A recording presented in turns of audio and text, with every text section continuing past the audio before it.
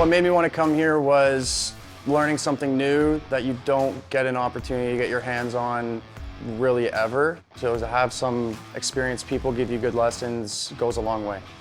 My willingness to come here was I want to know how to do it so I can work on my place and basically work out all the kinks and doing this on my own home so that when I'm out there doing it on a paid scale, that I've got it honed and tuned and it's a well-oiled machine.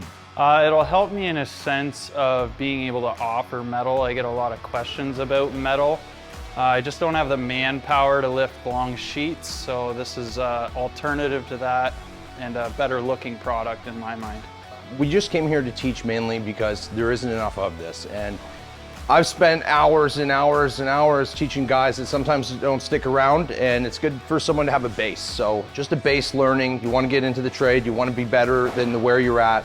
I enjoy teaching these guys. I wish I could take these guys and bring them to work with me because I know they'd make a good company, but these guys are all doing their own thing, and they came out on a Saturday and a Sunday to work and just learn.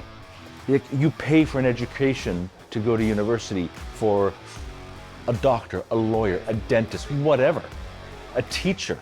For this, you can walk out the next day with a practical skill and application and hit it right away. And then if you take that to your team and you start teaching it to them, again, the best way to learn something is to do it. The best way to keep it in there is to teach it.